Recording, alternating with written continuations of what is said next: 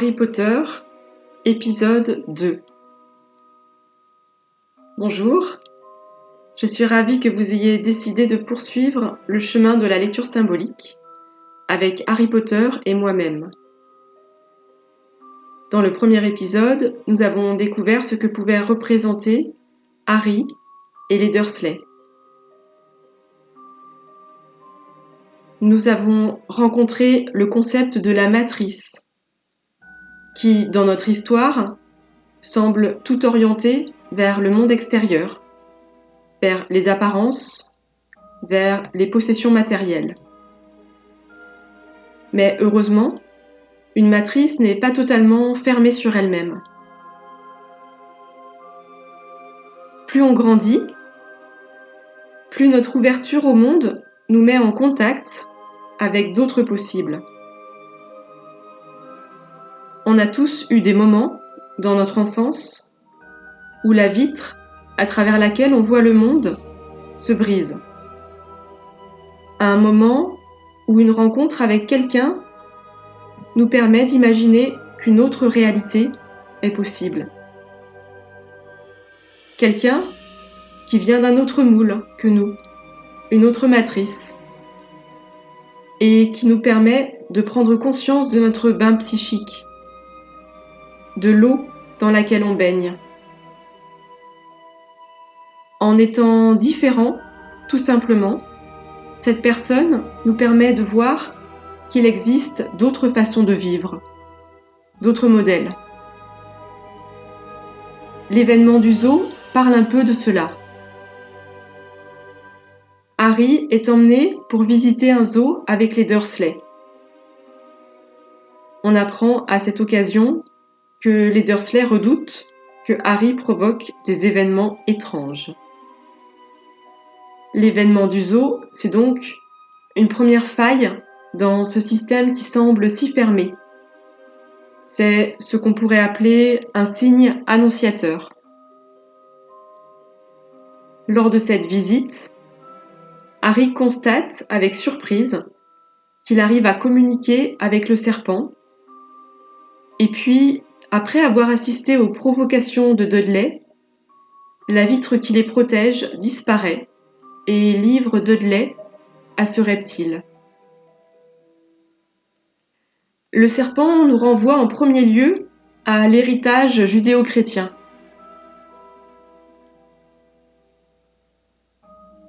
Nous vivons dans une société où l'empreinte judéo-chrétienne est bien plus forte que ce qu'elle semble être. Malgré un discours ambiant de grande liberté sexuelle, mai 68 n'a pas pu liquider des siècles de répression et de contrôle sur le corps, sur le désir.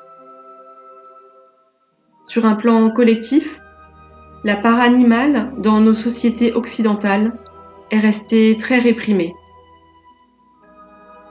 Et souvent, pour nous, occidentaux, cette rencontre que l'on fait quand on s'ouvre à un monde plus grand nous remet en lien avec cette dimension instinctuelle.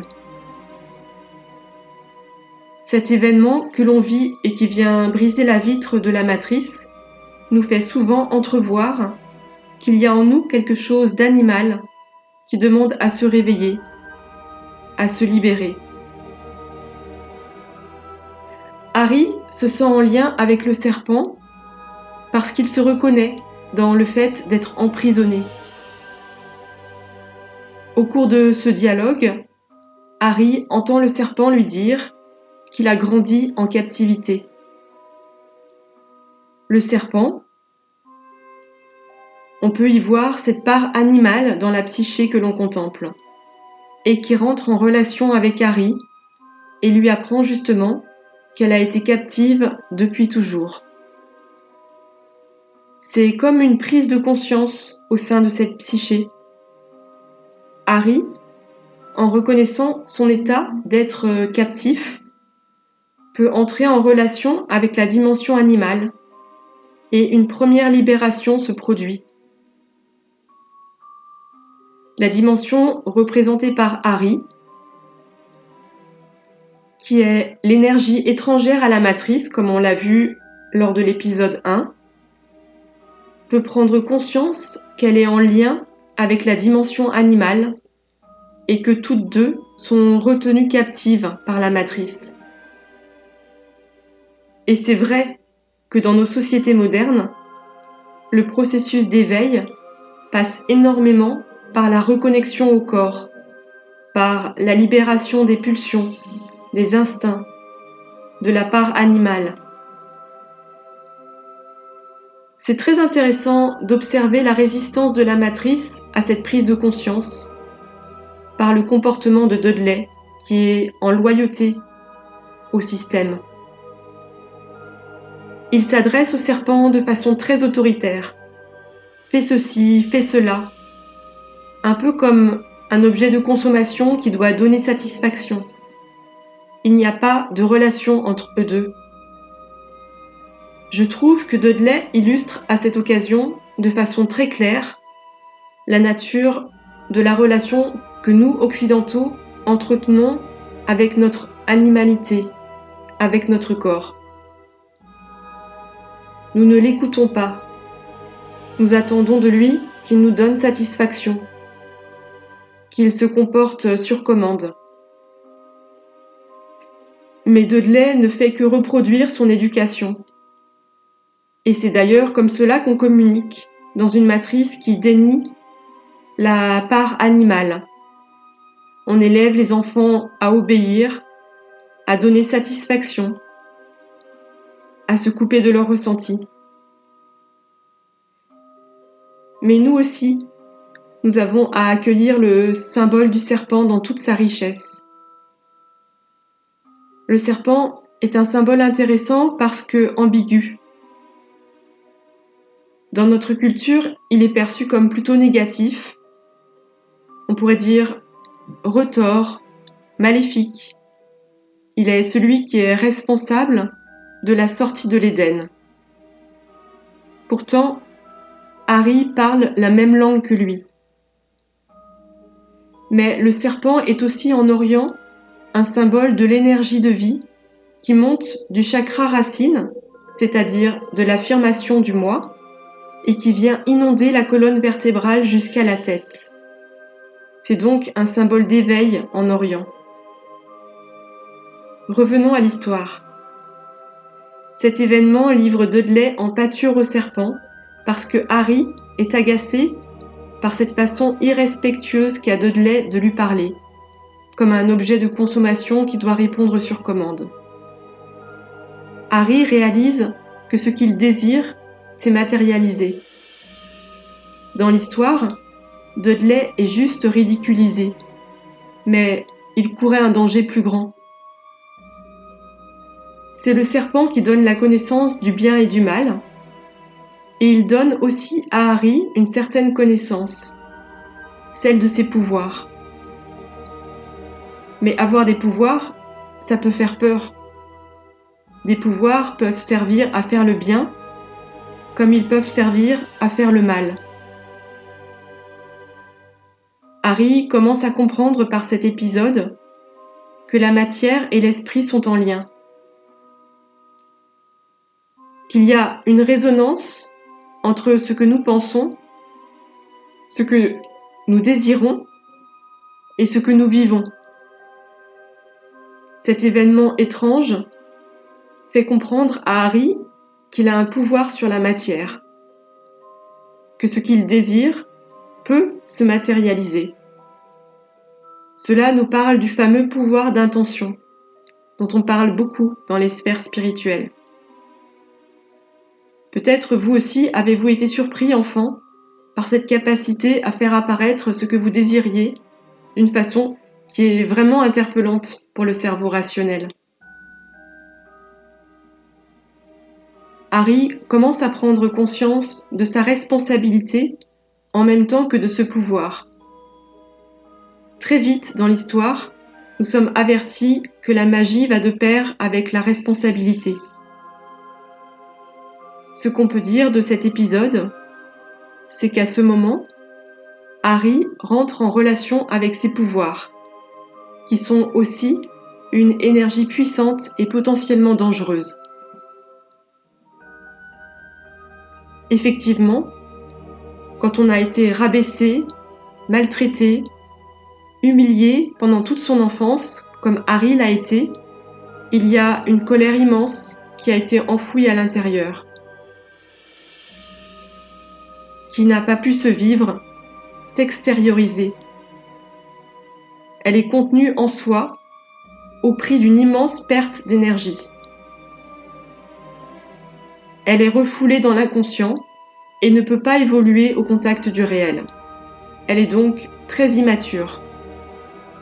Au moment où une puissance nouvelle nous vient, cette énergie qui est restée très brute, très immature, peut sortir de façon agressive. Par ailleurs, le serpent m'évoque une animalité froide. On peut imaginer que l'agressivité de Harry est contenue en lui sous une forme similaire, comme si il avait dû se couper du cœur pour survivre, se couper de la chaleur. Harry et le serpent entretiendront un lien ambigu tout au long de l'histoire. J.K. Rowling est-elle sous l'emprise de cette projection négative qui diabolise cet animal ? Toujours est-il que le serpent semble incarner dans la saga une énergie, un pouvoir qui bascule du côté obscur. Le pouvoir asservi au mal. Nous n'avons pas fini d'explorer ce symbole et son lien avec Harry. Si vous le souhaitez, dans l'intention de rester en résonance avec la personne de Harry et que ce voyage devienne un voyage intérieur, je vous invite à laisser remonter des souvenirs personnels. À l'occasion de l'épisode du zoo, je vous invite à noter ce qui remonte de vos souvenirs d'enfance qui ont marqué une rupture avec votre système familial. Un événement qui vous a permis de prendre conscience que la loi sous laquelle vous étiez n'était pas universelle. Des moments qui vous ont fait vous sentir spécial, différent de votre famille, peut-être unique. Est-ce que des souvenirs vous reviennent de votre enfance, où l'horizon s'est subitement ouvert pour vous, où le moule s'est brisé momentanément, où vous avez été mis en relation avec votre animalité? Des moments où vous avez pu observer une matérialisation de vos désirs de façon troublante. Avez-vous fait l'expérience d'être regardé par des gens qui vous ont donné le sentiment de reconnaître en vous une dimension qui n'était pas reconnue au sein de votre famille? Y a-t-il des événements qui ont ouvert entre vous et votre famille une brèche? Et pour revenir au premier épisode, je vous invite à dresser le portrait du moule dans lequel vous avez grandi. Comme on dresse une carte d'un pays imaginaire. Pouvez-vous décrire le pays d'où vous venez? Quelles en sont les valeurs, les injonctions? Qu'est-ce qui est perçu comme mauvais dans ce bain psychique? Pouvez-vous dresser un portrait de votre famille, mais aussi de votre époque, de votre culture d'appartenance, des valeurs, de ce qui est interdit? Ceci vous permettra d'avoir une vision plus claire et plus distanciée sur les conditionnements, les influences dans lesquelles vous avez grandi. Plus vous serez au clair sur vos conditionnements, plus vous mettrez de l'espace entre lui et vous, plus vous gagnerez de l'espace dans votre vie. Cela peut se faire sous la forme d'un carnet de voyage, un carnet de voyage intérieur. Voilà, l'épisode 2 se termine sur cette proposition. Dans l'épisode 3, nous allons rencontrer les chouettes et traverser une tempête qui va faire basculer la vie de Harry. À bientôt!